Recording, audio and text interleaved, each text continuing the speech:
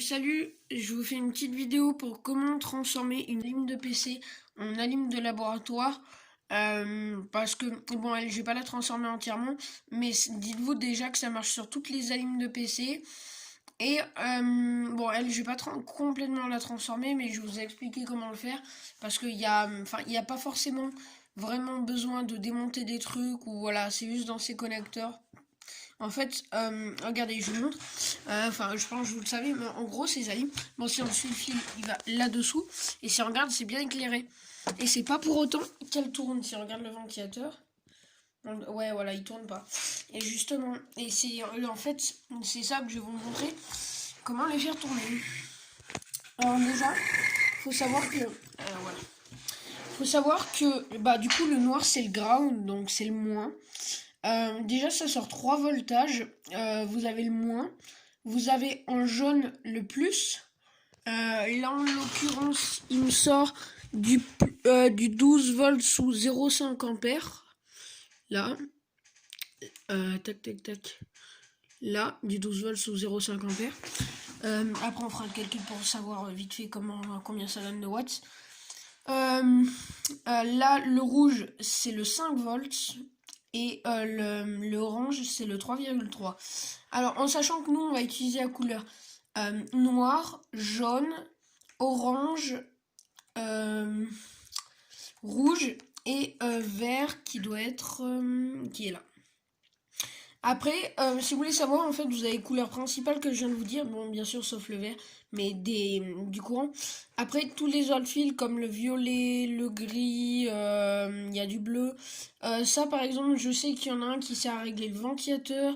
Il y en a un qui sert à savoir la température que est dans la mine, si elle est en surtension. Enfin, ça règle tous ces paramètres. Mais c'est pour ça, par exemple, ouais, par exemple, dans ce connecteur... Non, ce connecteur, c'est du courant. Et en gros, on peut le savoir comme ça. Alors, je vais sortir mon multimètre et je vais vous montrer. Alors, déjà pour le faire tourner, comme je vous ai dit, c'est avec le fil vert. Donc là, déjà, je prends un fil qui va me servir d'interrupteur, imaginons. Enfin, c'est ce que la carte imprimée utilise. Et bah, attendez, je regarde si c'est bien branché. Ouais. Alors, il faut relier donc le vert qui est ici. Bon, on ne voit peut-être pas avec la cam, mais c'est ce pin.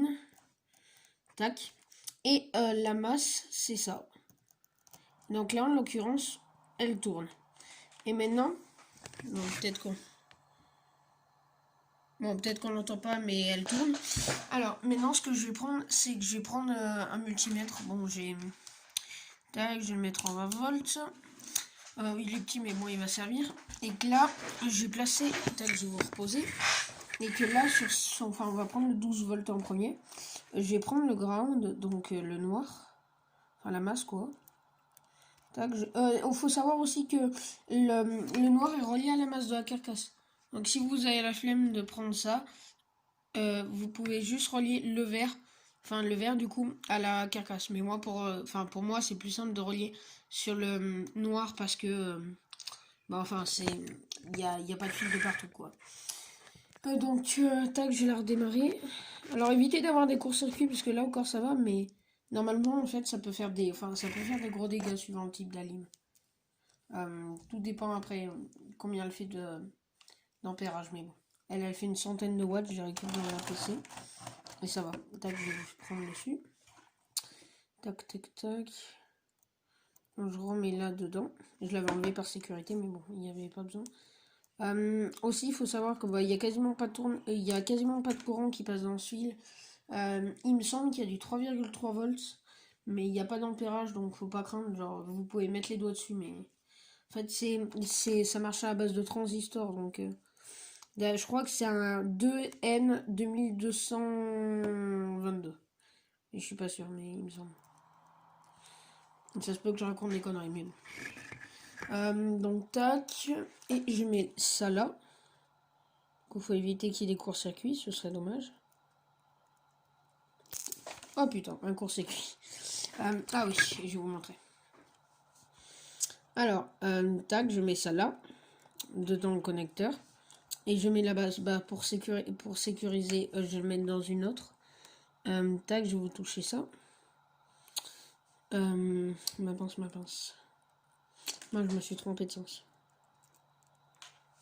Tac, donc là je le mets dans le jaune et dans le noir. Et si vous regardez, bah là du coup il y a le jaune. Tac, je sais pas si on va le voir. Il y a le jaune qui est là, il passe dans le multimètre. Et l'autre qui ressort, il passe dans le ground, donc dans le noir. Et il y a bien 11 volts. Et maintenant ce que je vais faire, c'est que je vais faire pareil, mais sur merde, le 5 volts. Donc le mince, les mots n'arrivent pas à venir. Sur le 5 volts, donc le pin, enfin le rouge du moins. Et quand je vous prends, tac, je vais vous mettre ça comme ça. Je vais prendre ça, là, ce connecteur, je sais pas si on le voit. Non, on le voit pas. Oui, là.